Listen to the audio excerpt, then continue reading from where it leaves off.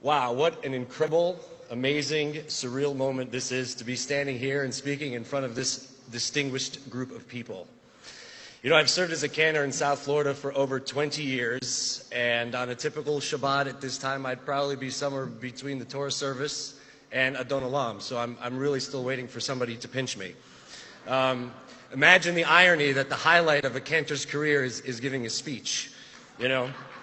But it's not just any speech. It's not just any speech. This is a huge, huge opportunity. A huge opportunity for us to tell our story about how and why we left the party of our parents and grandparents, and why it's imperative for other Jews to do the same. My parents were born in Israel, and they came here legally. They came here legally in 1965, and they registered Democrat, and they remained loyal to the party until they escaped along with the rest of us deplorables. Back in high school, when it came time for me to register, I didn't know any better, so I registered in line with the family, keeping the sacred tradition alive. My departure began during Obama's first term, and it developed steadily throughout his presidency.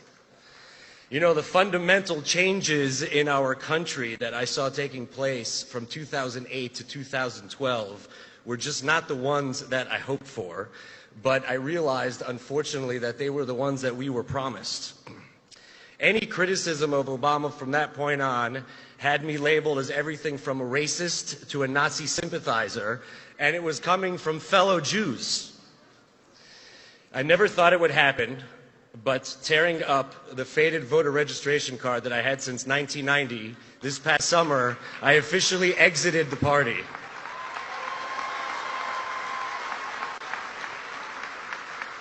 So how do we make others see what we see? How do we make our fellow Jews realize that President Trump is by far the greatest friend to Israel that we have ever had in the White House?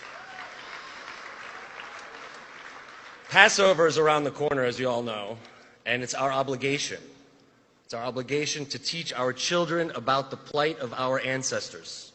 We must know how to answer the age-old question when our children ask us, why is this president different from all other presidents? And our answer is the same as we were slaves. We were slaves to a party that made promises and didn't keep them. But with President Trump, it's promises made, promises kept. President Trump moved the U.S. Embassy to Jerusalem. President Trump stopped a payment of $200 million that Obama made to the Palestinians. President Trump cut funding to the Palestinian Authority. President Trump removed the word occupied from all State Department documents related to Israel. President Trump closed the Palestinian Embassy in Washington, D.C. President Trump supports Israel's absolute right to self-defense. President Trump halted the sale of F-35s to Turkey. And just last week, President Trump recognized the Golan Heights as sovereign Israeli territory.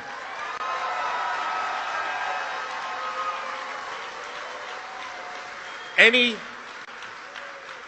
sensible person would come to the conclusion that President Trump is hands down the most pro-Israel president in U.S. history. So I only ask now, with Passover coming, that whatever force, whatever stronghold it is that's hardening the hearts of our fellow Jews, that has them clinging to what is no longer the party of JFK, I say, let my people go. Thank you.